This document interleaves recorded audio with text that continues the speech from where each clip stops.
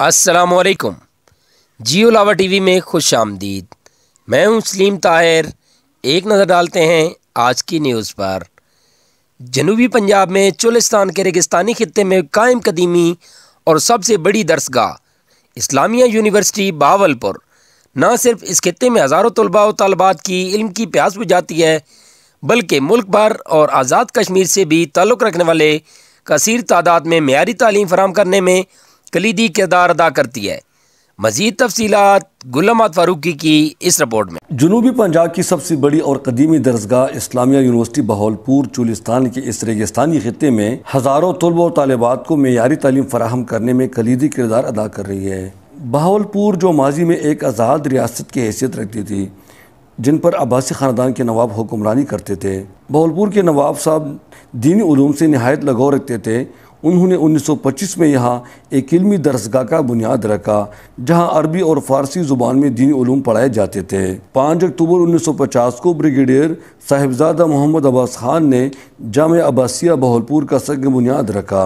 اس کا مقصد جامعۃ الازہر مصر کے طرز پر ایک ایسی دینی درسگاہ قائم کرنا تھا جہاں سے لوگ مختلف علوم حاصل کر سکیں۔ 1975 میں باقاعدہ طور پر اسے یونیورسٹی کا درجہ دیا گیا اور اس کا نام اسلامیہ یونیورسٹی بہاولپور رکھا گیا۔ حکومتی پنجاب نے 1300 ایکڑ زمین اس کی بغداد الجدید کیمپس کو دی۔ اس جامعہ میں 90% علوم پڑھائے جاتے ہیں۔ Vice chancellor engineer professor doctor Athar Mehboob نے یونیورسٹی کے مختلف کیمپس کے بارے میں تفصیل بتائی۔ اسلامیہ یونیورسٹی آف بہاولپور میں ٹوٹل 5 کیمپسز ہیں۔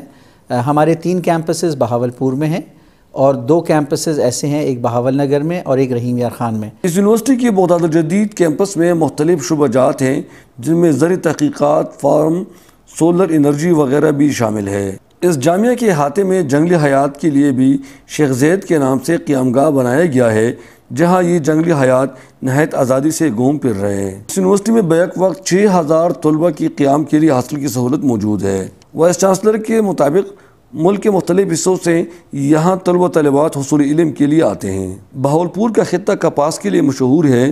یہی وجہ ہے کہ اس جامعہ میں کپاس پر خاص تحقیق ہو رہی ہے تاکہ ایسا بیج متعارف کرایا جائے جس پر بیماریاں اور موسمیاتی تبدیلی کم سے کم اثر کر سکے۔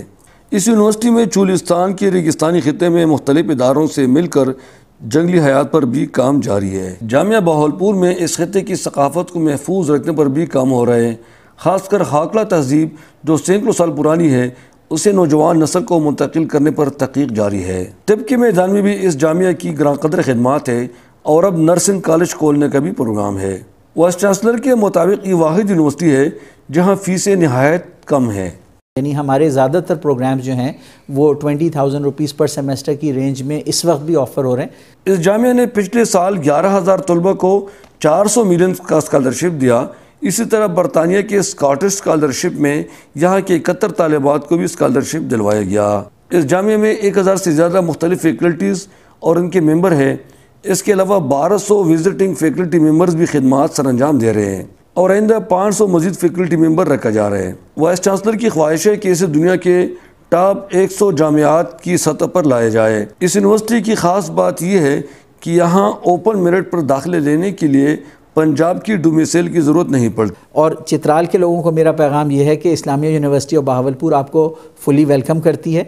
آپ ہمارے پاس آئیں، ہمارے پاس جو ریزرو سیٹس ہیں ان کے تحت بھی آپ آئیں۔ ہمارے پاس اسلامیہ یونیورسٹی آف بہاولپور میں سمجھتا ہوں کہ جو اوپن میرٹ کی پالیسی ہے وہ آپ کو سن کے حیرانی ہوگی کہ جو اوپن میرٹ کی سیٹس ہیں جو اسلامی یونیورسٹی بہاولپور میں 45,000 طلباء طالبات زیر تعلیم ہے اور چترال جیسے پسماندہ ضلع کے طلباء طالبات کو یہاں مفت تعلیم دینے کے ساتھ ساتھ دیگر سہولیات بھی فراہم کی جائیں گی، جس سے یقینی طور پر قدر کی نگاہ سے دیکھا جائے گا۔